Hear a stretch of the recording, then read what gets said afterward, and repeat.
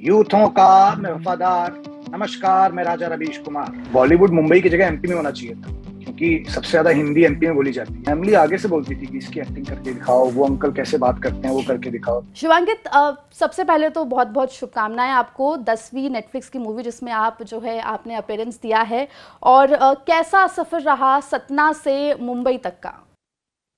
जी धन्यवाद। पहले तो एमपी तक को भी और आपको भी। तो सफर, मैं हमेशा से कहता हूँ कि सफर ऐसा कोई बहुत कठिन नहीं रहा जिसपे बायोपिक बन पाए मेरी। बट सफर काफी एक्साइटिंग रहा है। और आई थिंक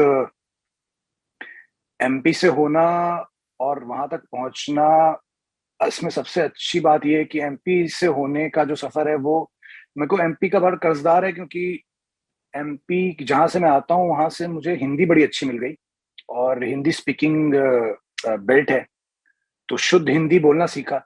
तो आई थिंक उस शुद्ध हिंदी ने काफी कुछ हेल्प की सफर में यहाँ तक पहुंचने के लिए, क्योंकि एज एज एन एक्टर, अभिनेता के तौर पे या लेखक के तौर पे आपकी अगर हिंदी सही होती है तो मतलब आपका बेस सही हो जाता है किसी भी काम को बॉलीवुड में करने के लिए, हिंदी सिनेमा में करने के लिए। जो आपकी 10वीं जो मूवी है वो कैसे मिली, और पहला जो असाइनमेंट था आपका वो किस तरीके से मिला, अगर उस बारे में आप कुछ बता सके। 10वीं मिलने का रीजन यही था जो आपने पहले कहा, कि मैं रवीश कुमार जी का स्पूफ करता था स्क्रीन पत्ती पे और टीवीएफ पे। तो उन्हें वैसा ही एक किरदार रिपोर्टर का चाहिए था। हम्म। लेकिन हालांकि मैंने उसमें अलग किया है, मैंने वो सेम चीज नहीं की है जो मैं करता हूँ उनके किरदार में, अपने स्पूफ कैरेक्टर में। मैंने अलग किया है उसमें। तो हम्म। या मतलब ऐसा लग रहा है कि मतलब I enjoy playing reporters, different kind of reporters में भी। सो 10वीं उसका एक, मेरे जो रिपोर्टर्स के यूनिवर्स हैं कैरेक्टर्स के, उसका हम्म। एक वन ऑफ द पार्ट है। आप फेमस सबसे ज्यादा जो है राजा रवीश कुमार, जो आपने ये स्पूफ जो है जो जर्नलिस्ट है उनके ऊपर बनाया, उससे हुए ये आइडिया कैसे आया और किस तरीके से इसको क्यूरेट किया? आइडिया एक्चुअली मिड 2000 में या लेट 2000 में, जब उनका रवीश का रिपोर्ट आता था, हम्म। तो मैं एज अ जर्नलिस्ट की जब पढ़ाई कर रहा था तो रवीश जी को पहले भी देखा था, लेकिन जब वो रवीश की रिपोर्ट देखा तो उसमें mix of satire and social message और रिपोर्टिंग हुआ करती थी, वो मुझे बहुत इम्प्रेस की। हम्म। और क्योंकि मैं एमपी से हूँ, परसाई जी का फैन रहा हूँ जब से उनको पढ़ना शुरू किया, तो मुझे बड़ी झलक मिलती थी परसाई जी के सटायर की रवीश की रिपोर्ट में। मैं खुद बहुत इन्फ्लुएंस रहा हूँ हरिशंकर परसाई से।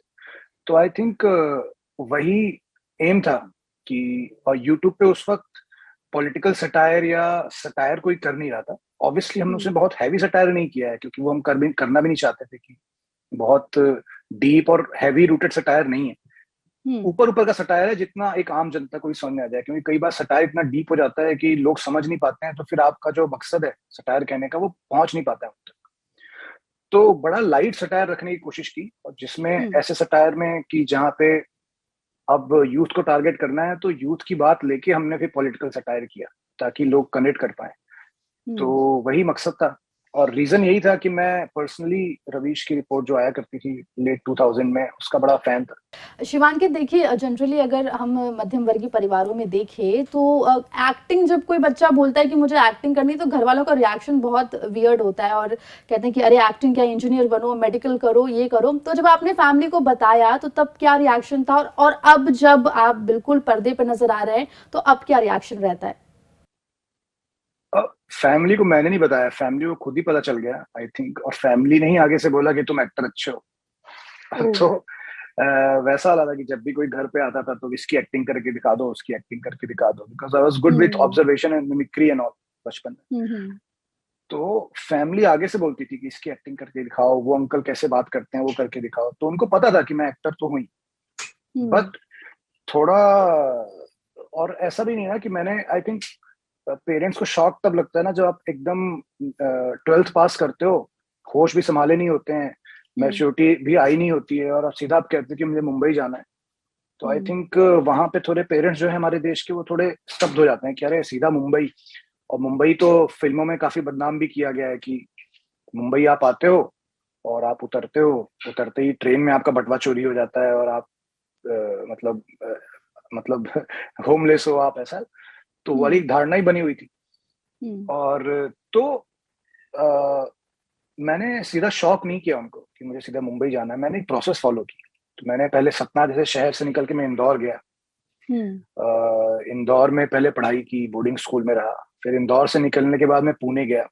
पुणे ये बोल के गया मैं कि वहाँ थिएटर करूंगा हम्म। और साथ में फिल्म इंस्टीट्यूट एफटीआई की तैयारी करूंगा जो पुणे में। हम्म। उसके बाद जब सीख जाऊंगा, जब केपेबल हो जाऊंगा, जब कॉन्फिडेंस आ जाएगा अपने अभिनय को लेके और काफी चीजें देख लूंगा इस समाज में, दुनिया में, उसके बाद बॉम्बे जाऊंगा जब मैं तैयार रहूंगा। तो आई थिंक वही डर होता है। तो मैंने step by step small step ली और फिर बॉम्बे आया। तो कभी पेरेंट्स को वो डर नहीं लगा कि यार बॉम्बे जा रहा है, कैसे रहेगा, कैसे सरवाइव करेगा। अभी आपने जिक्र किया कि आपने बोर्डिंग में रह के भी पढ़ाई की, और मैं थोड़ा अपना होमवर्क कर रही थी जब, तो मैंने ऐसा कहीं पढ़ा था कि बचपन में बहुत शरारती थे और इसी वजह से घर वालों ने कहा कि तुम बोर्डिंग जाओ। ऐसा था वाकई में? हाँ मतलब हर बच्चा शरारती होता है। वो बचपन ही क्या जो शरारती ना हो। तो हम्म। अ, कुछ चीजें जब ऊपर हो जाती हैं, मतलब शरारत करके भी अगर आप पढ़ लिख ले रहे हो तो आई हम्म। थिंक बात बन जाती है, शरारतें माफ हो जाती हैं। मेरी दिक्कत ये थी कि शरारतों के साथ मैं पढ़ाई लिखाई नहीं करता था। और my mom lost all the energy to, मतलब खुद वो नौकरी करती थी, मेरे डैड भी नौकरी करते थे। तो हम्म। वैसा हो गया कि यार उनकी अपनी नौकरियां हैं, इस बच्चों को कितना संभालें। और और आई थिंक वो बहुत जरूरी था मेरे पेरेंट्स के लिए और मेरे लिए भी। आई थिंक हम्म। बहुत अच्छा डिसीजन था वो बोर्डिंग भेजना। बोर्डिंग भेजते ही मैं केपेबल हो गया बहुत ज्यादा। हम्म। और कई बार पेरेंट्स जब बोलते रहते हैं ना पढ़ो पढ़ो, ये करो वो करो, आप नहीं करते हो। जब आप उस कंपटीशन में जाते हो जहां पे आपके आसपास सब पढ़ रहे हैं और आपको कोई बोलने वाला नहीं है, तो वो सेल्फ रियलाइजेशन जो होता है ना कि यार मुझे अपनी लाइफ ठीक करनी है, और वो सेल्फ, आई थिंक जवानी में सेल्फ रियलाइजेशन ही सबसे बड़ा इफेक्ट करता है। आपको हम्म। समाज, दुनिया, पेरेंट्स कुछ भी कह लें, जब तक आपको सेल्फ रियलाइज नहीं होगा कि आप कहाँ गलत हो, आपको क्या करना चाहिए, आई थिंक आप नहीं करते। तो I think that self realization came because of boarding school. जी। शिवांकित, आपने एज अ राइटर भी कुछ सीरीज के लिए काम किया है, तो आगे ऐसा कोई प्रोजेक्ट या फिर राइटिंग में ऐसा करियर बनाने का सोचा कभी? हाँ मतलब बिल्कुल है। मतलब मैं एक्टिंग से ज्यादा सीरियसली राइटिंग को ही लेता हूँ। हम्म। तो काफी चीजें लिखी हुई हैं जो अभी तक बन नहीं पाई हैं, आगे बनेंगी या नहीं बनेंगी वाली बात। बट अपन अपना काम कर ही रहे हैं। बिल्कुल। और एक अभी तक कॉमेडी लिखी थी मैंने, काफी कॉमेडी लिखी। मतलब टीवीएफ के छोटे मोटे स्केचेस जो आप शुरू में देखते थे वो हो गए, या हम्म। रवीश भी मैं खुद लिखता था दीपेश के साथ, जो उसके मेन राइटर हैं। दीपेश खासकर एस्पिरेंट के भी वही राइटर हैं जिनके साथ मैं रवीश की रिपोर्ट लिखा करता था। हम्म। और उसके बाद मैंने एक वही कॉमेडी सीरीज ही है हमारे पैरोडी स्पूफ की, बैचलर्स, वो लिखा है। बट फ्यूचर में मैं ड्रामा लिख रहा हूँ अभी। एक मैंने स्पोर्ट्स ड्रामा लिखा है जो बहुत जल्द रिलीज होने वाला है टीवीएफ में। हम्म। और उसमें मैं एक्टिंग भी कर रहा हूँ। तो वो पहली बार मैंने ड्रामा लिखा है। मतलब लिखा तो काफी है बट पहला है जो रिलीज होगा बेसिकली बन के। ओके। तो हाँ, मैं राइटिंग को एक्टिंग से ज्यादा ही सीरियसली लेता हूँ। अगर मेरे पास दो रास्ते हैं जहाँ पे, एक एक्टिंग है एक राइटिंग है, और हम्म। अगर मुझे राइटिंग चुननी होगी तो मैं प्रायोरिटी पहले राइटिंग को दूंगा, उसके बाद एक्टिंग पे आएंगे, वैसा वाला। ओके, तो बिल्कुल हम सब बेसब्री से इंतजार करेंगे जो आपका स्पोर्ट्स ड्रामा जिसकी आप बात कर रहे हैं वो आ रहा है। मध्य प्रदेश से देखिए आप आते हैं, और अगर हम बाकी राज्यों की बात करें तो सभी राज्यों की रीजनल फिल्म इंडस्ट्रीज हैं, लेकिन मध्य प्रदेश में ऐसा कुछ है नहीं। तो क्या आपको लगता है कि ऐसा कुछ वहां पर भी डेवलप होना चाहिए? क्योंकि आप जैसे और हजारों युवा हैं और ऑलरेडी बहुत से थिएटर आर्टिस्ट हैं जो मध्य प्रदेश से निकले हैं, उनको शायद कुछ मदद मिलेगी अगर regional film industry Madhya Pradesh में रहती है तो। आई थिंक मध्य प्रदेश को रीजनल फिल्म इंडस्ट्री की जरूरत नहीं है, मुझे ऐसा लगता है। क्योंकि मोस्टली मध्य प्रदेश, अगर आदिवासियों को आप छोड़ दें, हम्म। तो mostly Madhya Pradesh I think Hindi ही बोलता है। तो हमारा रीजनल ही बॉलीवुड है, समझ लीजिए, ऐसा मुझे लगता है। तो ये अपील बिल्कुल होगी कि जो बॉलीवुड है उसको मध्य प्रदेश शिफ्ट कर लेना चाहिए। हो गया है, आपने मतलब हो ही चुका है एक्चुअली आकांक्षा। हमारे आई हम्म, थिंक आप टीवीएफ के सारे शूट देख लें, पंचायत, कोटा, मेरा बिल्कुल। जो अभी क्रिकेट हमने शूट किया सारा भोपाल में शूट हुआ है। Bhopal is a second Mumbai I think. मुझे जितने नंबर ऑफ शूट्स होते हैं भोपाल में, हम्म। आई थिंक मुझे ऐसा लगता है कि वो दूसरा बॉलीवुड बनता जा रहा है। अभी हाल ही में आप 10वीं में नजर आए।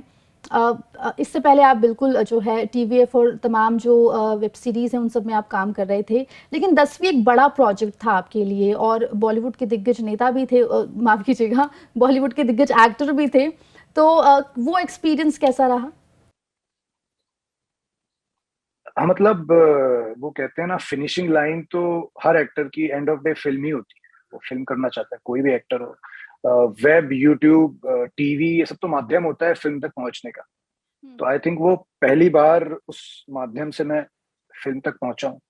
और आने भी है, मतलब मैं वेब से उतना ही प्यार करता हूँ, वो छोड़ूंगा नहीं कभी, क्योंकि मेरा वो बेस है, मुझे जो दिया है वेब ने दिया है। तो मैं वेब तो कभी छोड़ूंगा नहीं, बट अगर फिल्में इसी तरह मिलती रहेंगी आगे और कोशिश करता रहूंगा, तो आई थिंक फिल्म आपका लास्ट रिजॉर्ट होता है एक तरह से, एक एज एन एक्टर आपका। अब उस पर लेवल अलग अलग होते हैं, बट लास्ट रिजॉर्ट तो फिल्म होता है। हर कोई फिल्म करना चाहता है इस शहर में, जो भी आता है वो फिल्मों के सपने लेके आता है। तो मतलब पहली फिल्म हमेशा स्पेशल ही रहती है यार, उसमें आपका रोल छोटा बिल्कुल। हो बड़ा हो, एक लाइन का हो। पहली बार फिल्म के सेट पे जाना और मतलब जूनियर बच्चन के साथ काम करना और बाकी लोगों के हम्म। साथ, तो वो तो अलग ही एक्सपीरियंस होता है। जी। आपने पढ़ाई में जो है पत्रकारिता भी की है, तो कभी ऐसा मन नहीं किया कि जर्नलिज्म में जाना चाहिए या ऐसा कुछ? नहीं नहीं, जब मैं कुछ एक दो सालों तक पढ़ाई कर रहा था तो मेरा थोड़ा डिस्ट्रैक्शन हो गया था। बेसिकली मैं ऐसे डिस्ट्रैक्शन कहूंगा कि मुझे हम्म। लगने लग गया था कि मैं जर्नलिस्ट बन जाता हूँ, क्योंकि मैं आया था बनने एक्टर राइटर। बट वो एक एक डेढ़ साल का, क्योंकि मजा आने लग गया था जो भी पढ़ाई कर रहे थे। और कुछ कुछ मैं पढ़ाई तो क्या, मैं प्रैक्टिकल चीजें में ज्यादा, तो मुझे एक एजुकेशनल टूर के लिए कश्मीर भेजा गया था एक डॉक्यूमेंट्री बनाने। हम्म। तो डॉक्यूमेंट्री बड़ी डीप टाइप की थी। वहां पे मुझे जाके जो भी मिलिटेंट्स हैं कश्मीर में, उनके जो पेरेंट्स हैं, जिन मिलिटेंट्स को पाकिस्तान ले जाया गया, उनको जब वो बच्चे हुआ करते थे, स्कूल से लौट रहे थे 15-16 साल की उम्र में, 12 साल की उम्र में, उनको मिलिटेंट्स उठा के ले गए पाकिस्तान। और वहां पे उन्हें ट्रेनिंग देनी शुरू कर दी। तो उनके जो माता पिता थे, जो इनोसेंट माता पिता हैं, जिनको पता भी था उनका बच्चा कहाँ है, तो आई थिंक उनके इंटरव्यूज लेने थे मुझे, जाके मिलिटेंट्स के माता पिता से बात करनी थी, जो आज कश्मीर में रह रहे हैं और जिनके बच्चों को उठा ले गए उस बार। तो आई थिंक वो बड़ा सही एक्सपीरियंस था। वो 8 दिन में रहा कश्मीर में और मैंने डॉक्यू बनाई। वो डॉक्यू है कहीं, मेरे को ढूंढनी पड़ेगी। तो आई थिंक इस तरह की प्रैक्टिकल चीजें मैं इंजॉय करने लग गया, तो मुझे लगा जर्नलिस्ट बन जाता हूँ, क्योंकि मजा आ रहा था जैसा बाहर कश्मीर में जाके रिपोर्टिंग करने का। बट फिर मैं आया अपने वापस अपने ट्रैक में तो वैसा हुआ। ओके। एक बहस लगातार एक चल रही है वेब सीरीज को लेकर, और जो मेन स्ट्रीम जो बॉलीवुड मूवीज जो होती हैं जो थिएटर में रिलीज होती हैं उसको लेके। तो इसके बीच में आप खुद को कहाँ पाते हैं? वेब सीरीज हो गई या ओटीटी प्लेटफॉर्म्स हो गए, या फिर जो फिल्में रिलीज होती हैं थिएटर में? मैं अपने आप को वहां पाता हूँ हर जगह जहाँ पे हिंदुस्तान की कहानियां कही जा रही हैं, जहाँ पे कोई हॉलीवुड इन्फ्लुएंस नहीं है, वेस्टर्न हम्म। इन्फ्लुएंस नहीं है। वेस्टर्न इन्फ्लुएंस देखिए गलत बात नहीं है, क्योंकि वेस्टर्न इन्फ्लुएंस हम्म। हमारे कपड़े में, मैंने टोपी पहन रखी है, मैंने टी शर्ट पहन रखी है, मैंने ये पॉट्स लगा रखे हैं, ये वेस्टर्न इन्फ्लुएंस ही है। तो वेस्टर्न इन्फ्लुएंस से आप कहीं बच नहीं सकते। और तो वो आपकी फिल्मों में भी आएगा। मतलब आप, सिनेमा ही तो मतलब रूप होता है ना एक समाज का ही। तो आप हम्म। वेस्टर्न इन्फ्लुएंस, जब आपकी शर्टें वेस्टर्न है, जो आपकी टोपी इन्फ्लुएंस है वेस्टर्न है, जो आपका रहन सहन वेस्टर्न है, तो सिनेमा भी वेस्टर्न होगा, इसमें कोई डाउट नहीं है। तो ये जो बहस चल रही है वेस्टर्न और ये इंडियन की, ये तो चलती रहेगी। बट मैं वहां पाऊंगा अपने आप को जहाँ पे एक कहानी में सच होना चाहिए, भले वो वेस्टर्न है या इंडियन है। हम्म। कहानी में अगर सच है तो आई थिंक वो अ, मैं तो अपने आप को वहीं पाऊंगा जहाँ कहानी में सच है। तो वैसा है। तो मेरा कोई वो इनिबिशंस नहीं है कि मुझे फिल्म में रहना है या वेब में रहना है। जो मिल गया, जहाँ सच्ची कहानी मिल गई वहां मैं रहूंगा, ऐसा है। बिल्कुल। और देखिए, एक्टिंग फील्ड में जाने के लिए बिल्कुल इंस्पिरेशन तो रही होगी, बॉलीवुड हो या हॉलीवुड हो। तो ऐसे favourite hero heroine actor actress की बात करूं तो वो कौन रहे हैं आपके? हाँ मतलब मैं तो, हर बार ये सवाल पूछा जाता है तो मेरा आंसर फिक्स्ड ही है। ये कई लोगों ने सुन ही लिया है मेरा आंसर, कि मेरे दो ही इन्फ्लुएंस थे जब मैं बड़ा हो हम्म। रहा था। तो खलनायक फिल्म बड़ा इम्पोर्टेंट पार्ट प्ले करती मेरे, मतलब मैं वो फिल्म देखा, मैं बड़ा पहली पहली एक्चुअली पहली थिएटर में फिल्म थी वो 93 94 में रिलीज हुई थी, और वो पहली बार मैं थिएटर जाके कोई फिल्म देखा था। तो आई थिंक संजय दत्त का बल्लू बलराम एंटी हीरो, वो मुझे इंस्पायर कर जाता है बहुत ज्यादा एक्टर बनने के लिए। और साथ हम्म। में फिर जब देखना शुरू किया सिनेमा, पैरेलल सिनेमा देखना शुरू किया, तो फिर अमरीश पुरी और ओम पुरी ने बहुत ज्यादा इन्फ्लुएंस किया। तो आई थिंक हम्म। ये दो लोग हैं ये 3 लोग हैं, मतलब अगर आप हिंदी सिनेमा की बात करें, संजय दत्त, ओम पुरी एंड अमरीश पुरी, जिसने मुझे बहुत एक्साइट किया फिल्म मेकिंग को लेके, फिल्म इंडस्ट्री को लेके। तो ये भी समझ में आया उस वक्त की खलनायक अलग फिल्म है, और जो अमरीश पुरी और ओम पुरी करते हैं एक पैरेलल सिनेमा जहाँ पे अभिनय पे बहुत ध्यान दिया जाता है, वो एक अलग चीज है। तो एक वो शुरू शुरू में जब आप पैरेलल सिनेमा और कमर्शियल सिनेमा में डिफरेंस ढूंढते हो, तो आप दोनों को अलग अलग पाते हो और दोनों एंजॉय करते हो। तो मैं उस दौर से आता हूँ।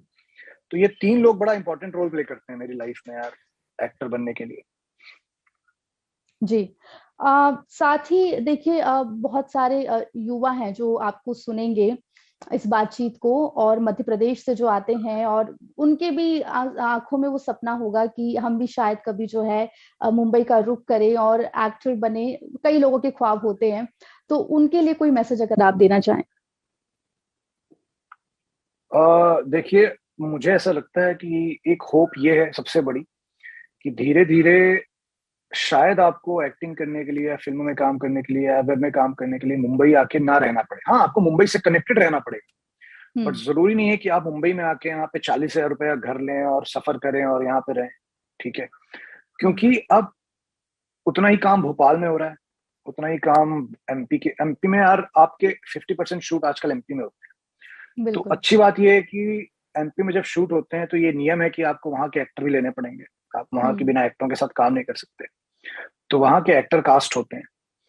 और अब लॉकडाउन ने सिखा दिया लोगों को कि शायद आपको हर बार आके बॉम्बे आके लोगों से मिलने की जरूरत नहीं है। अगर आपका लोग काम देखे हैं, कितने एक्टर ऐसे हैं जो दिल्ली में रहते हैं या अपने शहरों में रहते हैं और सिर्फ फिल्मों करने के लिए उनको आता है कॉल, वो अपना ऑडिशन बना के भेजते हैं और काम मिल जाता है, क्योंकि उन्होंने कुछ कर लिया है, उनको देख लिया लोगों ने। तो आई थिंक पहले तो ये गैप जो है ना मुंबई का और बाकी देशों का, शहर का, वो कम हो रहा है। अभी आप दूसरे शहर में बैठ के भी एक्टर रह सकते हो बॉलीवुड के। तो एक अच्छी होप है। मैं कह रहा हूँ पूरी तरह से ये सिस्टम जो आया नहीं, बट आई थिंक आने वाले समय में बहुत अच्छा सिस्टम हो जाएगा, जहाँ पे आदमी दिल्ली में बैठा है फिर भी बॉलीवुड का पार्ट है, जो भोपाल में बैठा है वही बॉलीवुड का पार्ट है। तो पहले तो ये सिस्टम आने वाला है, बहुत धीरे धीरे ये इवॉल्व हो रहा है। दूसरी बात ये कि यार सबसे बड़ी बात है, आप जिस प्रांत से भी आते हो, जहां से भी आते हो, उसकी अच्छी चीजें लेके आओ। जैसे मैंने हिंदी बहुत ज्यादा कोशिश की कि जितनी हिंदी एमपी सीख सकता हूँ सीख लूँ, एमपी का कल्चर जितना सीख सकता हूँ सीख लूँ, और गर्वान्वित महसूस करो सबसे पहले। जैसे कई लोग होते हैं वो ये कभी मत करो बॉम्बे आके छोटा फील करो कि अपने गांव का नाम नहीं बताना है। तो तुमने किसी ने पूछा तुम कहाँ से हो, तुमने बोल दिया भोपाल, क्योंकि भोपाल एक बड़ा शहर है तो तुम्हें जज नहीं करेंगे लोग। या इंदौर बोल दिया तुमने, लेकिन अगर आप इंदौर या भोपाल के पास किसी एक छोटे से गांव से हैं, उस गांव का नाम लीजिए। क्योंकि as an actor, as a creator, as a writer, आपके रूट्स बहुत इंपॉर्टेंट होते हैं कि आप आते कहाँ से, क्योंकि आप बने ही उस वजह से हो जहां से आप आते हो। तो जिस जिस चीज ने आपको बनाया है उस चीज को छुपाने की जरूरत नहीं। मैं प्राउडली कहता हूँ कि मैं सतना के पास एक परसवारा गांव है बहुत छोटा सा, वहां से आता हूँ, जहाँ खेती बाड़ी होती है बस, और कोई प्रोफेशन है नहीं। तो always be proud of your roots. और एमपी में तो यार कितनी चीजें हैं प्राउड होने की। मतलब मेरे लिए सबसे बड़ा प्राउड जंगल है एमपी के शेर। Same here. तो मैं बड़ा प्राउड फील करता हूँ कि मैं हिंदुस्तान के सबसे ज्यादा रेशियो जहाँ पे शेरों का है वहां से आता हूँ। तो मैं तो सबको कहता हूँ, तो वाली बात है। और महाकाल का भक्त हूँ, तो दोनों एमपी में हो जाता है।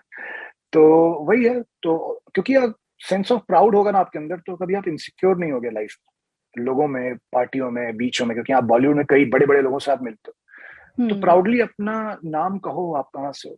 तो आई थिंक वो सेंस ऑफ सिक्योरिटी वहीं से आती है। पहला सेंस ऑफ सिक्योर, एक्टर के लिए सिक्योर होना बहुत जरूरी है।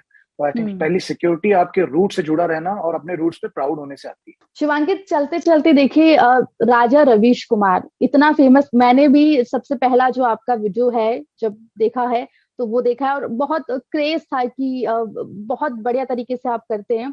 तो पूरे एमपी तक के जो दर्शक हैं उनके लिए एक छोटा सा राजा रवीश कुमार अगर हो जाए। यूथों का मैं वफादार, नमस्कार मैं राजा रवीश कुमार। तो आई थिंक सबसे आइकॉनिक लाइन तो उनकी है, ये लोग इससे रिलेट कर जाते हैं। ओके। और तो शिवांकित, बहुत बहुत शुक्रिया कि आपने अपना वक्त दिया, और बहुत सारी शुभकामनाएं आपको आपके आने वाले प्रोजेक्ट्स के लिए।